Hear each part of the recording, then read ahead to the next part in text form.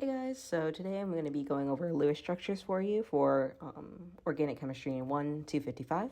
So just the basics, what are Lewis structures? It is a representation of atoms bonded covalently in a molecule with lone pairs being represented. So the key for this, or for Lewis structures in general, is that when in doubt, count it out. So we're going to go a little bit more into that, but for now we're going to go through the steps on what it takes to solve Lewis structures. So step one, count the valence electrons in the molecule. So the key number of valence electrons that you need to know, I have in a chart right here for you guys. Just pretty simple: hydrogen 1, carbon 4, nitrogen 5, oxygen 6, and fluorine 7. And then this also goes for the group that's under it. So for example, it can be nitrogen or phosphorus. Oxygen can be sulfur or selenium, sorry, bad with pronunciation. And then fluorine can be chlorine, bromine, iodine, you get the idea. But in case you ever forget, you can just refer back to the periodic table. I've highlighted the numbers, and you don't really need to worry about the stuff in the middle. I wouldn't stress about it too much, but this is probably the key that you just need to know. So then for HNO, we can look at its chart that we have up here, and we have that it's going to be 12 valence electrons. So pretty simple, just as long as you're able to look at the periodic table and recognize that the valence electrons are the same for a group, you'll be all set. So step 2 is to draw the atoms in the molecule with the valence electrons, then make covalent bonds. So I also have a chart here for you guys, and it is just the standard amount of bonds and lone pairs that each atom has. So for carbon, they get 4, hydrogen gets 1, oxygen gets 2 with 2 lone pairs, and then nitrogen gets 3 bonds with 1 lone pair. Fluorine, bromine, chlorine, iodide is 1 bond, and they get 3 lone pairs, which makes sense. So for step 2, we're going to use an example, HNO, our example still. So we're going to have H, N, and O. So we're going to draw the molecule with the valence electrons. So we have H and an O. So we knew that H is going to be 1. Nitrogen is going to be 5. And I'm just going to draw it like this. And then oxygen is going to have 6. So notice with these that you have two electrons that are next to each other with these atoms. So these are actually where they're going to be bonded at. And it's going to be H, N, O, like this. But the electrons are still there.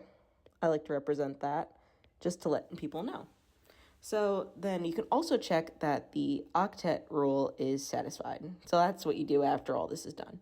So you can check that there's 8 electrons on the atom. And when there's 8 electrons on the atom is happy. So that means there's 0 charge.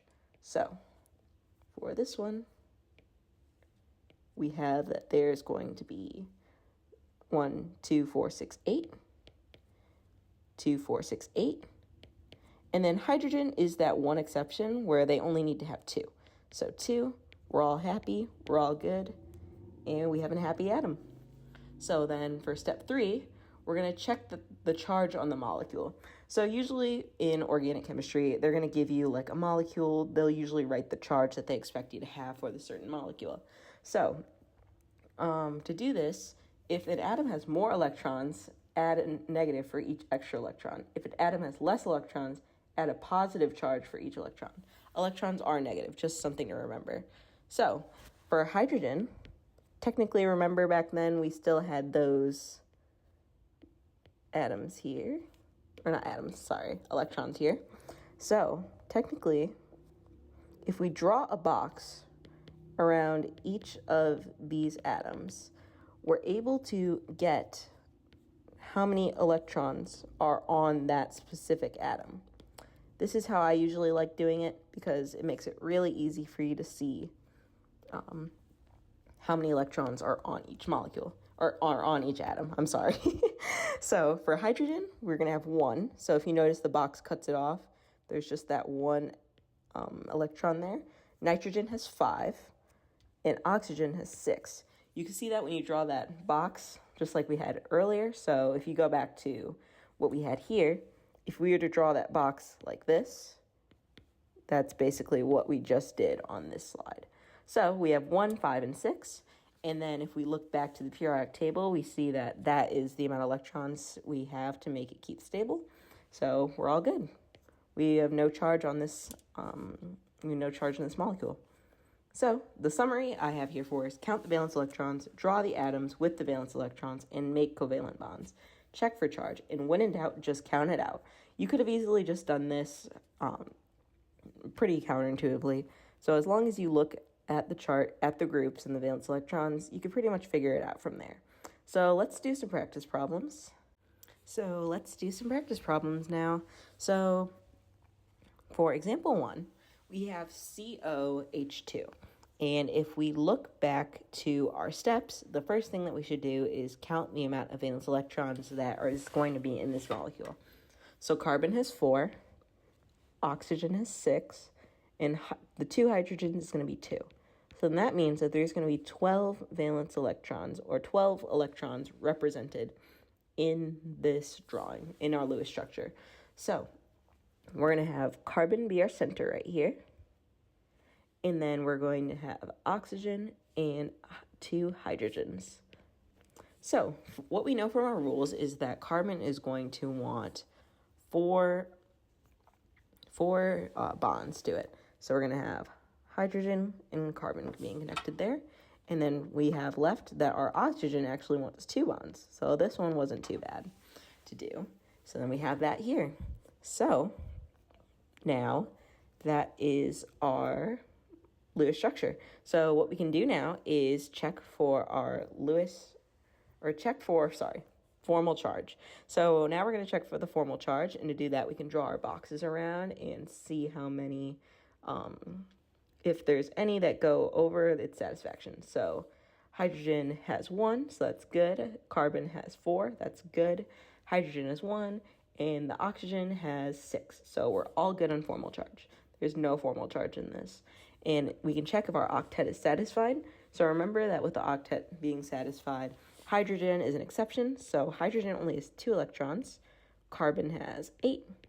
And oxygen has 8. So we're all set with our octets. So that's our example 1. For example 2, I recommend that you work on it on your own and then unpause the video when you're all set. So what's different about this one is that there's going to be a formal charge in that. So remember, if it's a negative, we're going to have to add an electron to our valence electron count. So for our carbon, we have 4 valence electrons. Nitrogen, we have 5. Oxygen, we have 6. And then with that negative, we have 1. So we have 16 total valence electrons that are to be represented in this drawing. Perfect. So going back to the bonds, I'm just going to draw out the atoms for this molecule, C, N, and O. So the reason why I did that in general is because we know that nitrogen is going to need 3, and carbon is going to need 4, and then oxygen hypothetically should need 2. But we can go back to that in a second. Since oxygen is the most electronegative, we can kind of assume that the charge is going to go on the oxygen, just usually how it goes. So we can start making some bonds. We know that the nitrogen is going to have 3 bonds, and the carbon is going to have 4 bonds. So there we are. So right now, if we counted how many we have 1, 2, 3, 4. So we have 8 electrons right now. So now we can start adding lone pairs. We know that nitrogen has 3 bonds and 1 pair of lone pairs. So for the rest of it, we have 2, 4, 6, 8, 10. So now we just need 6 more electrons on these atoms. So we could draw them in on the oxygen, and then that's going to be negative, the oxygen, because we can check for charge. So if we were to draw a box around this oxygen, there would be 7 electrons. 1, 2, 3, 4, 5, 6, 7. So we have a negative atom, which means it's a negative molecule. Perfect. All good. So example 3, again, try it on your own. This one isn't actually too bad. It's just a lot of counting and making sure that you have housekeeping. So, all right, let's go ahead and count out the number of valence electrons in this molecule. So for carbons, we have 4 of them. So that means that there's going to be 16 represented for the carbons at least. For hydrogen, we're going to have 5. Nitrogen, we're going to have 5. And oxygen, we're going to have 6, which is going to give us 32 total valence electrons. So yeah, let's make sure that we get this right. So we have that the C, or most of the time, I'm not going to lie, carbon most of the time is going to be the main central atom for you guys. So we're going to have our C's like that. Perfect. We already have that. And then let's figure out what we're going to do with our oxygen. Let's put it here.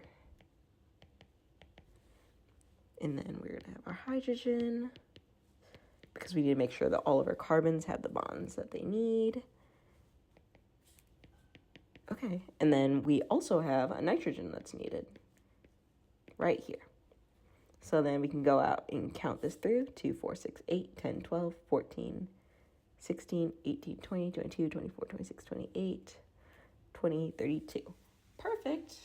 So this is the drawing for that. Hopefully you got that with the steps that we had. So for example 5, this one's a little bit trickier. For me personally, it was a little bit harder because of the negative charge, but we can definitely do this with our steps. So nitrogen is going to have 5 valence electrons. So since there's 3 of them, that means there's going to be 15, and then we're going to add another 1 because of that negative charge right there. So that we're going to have 16 valence electrons in total. So let's just line up our atoms, and let's figure out how we're going to do this. So there's a few ways you can draw this, but for right now, this is the way that I'm thinking about doing it. So since nitrogen, this is actually the answer for it, and let me explain after. Oopsie. This is actually the answer for it, and let me explain why. So the main reason why I drew them this way is because you're able to satisfy the octets. So we see that with nitrogen, we have, for this one specifically, we have 2, 4, 6, 8, so the octet satisfied. 2, 4, 6, 8, octet is satisfied. 2, 4, 6, 8, octet is satisfied. So then after that, we check for the charge, because the first thing that we want is to make sure that all the octets are satisfied. And then from there, we can count out specifically how many electrons are on each atom. So we have 1, 2, 3, 4, 5, 6. So that means that there's 6 electrons on this specific nitrogen.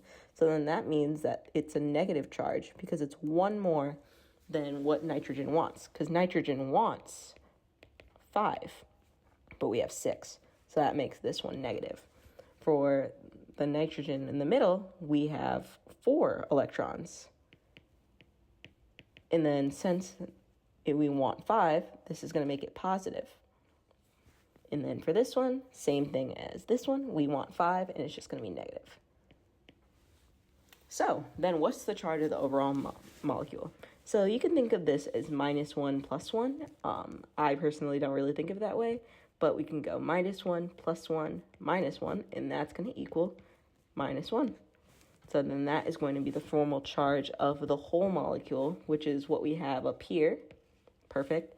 So then we have that N. And then you could draw brackets around it and then put that minus charge out there. So perfect. So then we're going to go to example 6. This is one, really probably the simplest one. I probably should have done this one first. But we have that our carbon is going to be the central molecule. But whoops, I'm jumping ahead of myself. Let's do that. Carbon is going to have 4 valence electron, and the fluorines is going to have 28. 7 times 4, 28. Perfect.